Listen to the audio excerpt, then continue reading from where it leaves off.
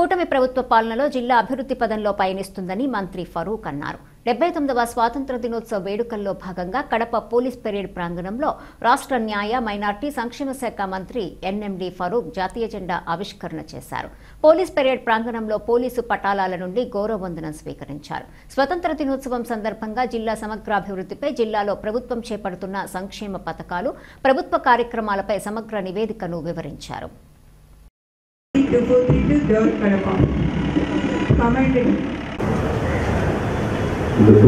భారత స్వాతంత్ర దినోత్సవ సందర్భంగా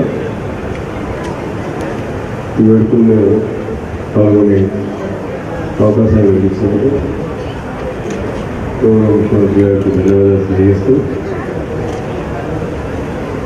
అదేవిధంగా వివిధ ప్రాంతాల నుంచి చేసే స్వాతంత్ర సమరయోధులకు, ప్రజాప్రతినిధులకు, జిల్లా కలెక్టర్ గారికి, జిల్లా ఎస్పీ గారికి, జిల్లా జేసీ గారికి, ప్రముఖ అధికారులకు, పార్టీ సేవలకు, జిల్లా ప్రజలందరికీ నా హృదయపూర్వక స్వాతంత్ర దినోత్సవ శుభాకాంక్షలు.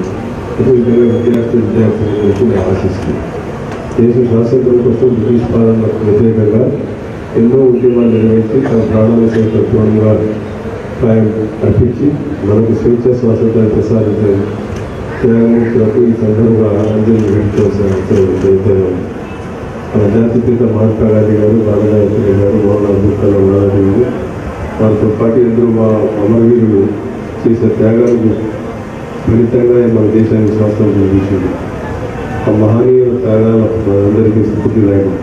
ఈ సందర్భంగా ఈ మహనీయుల స్ఫూర్తి వారందరికీ మనం గణనీయమని అర్పిస్తున్నాం.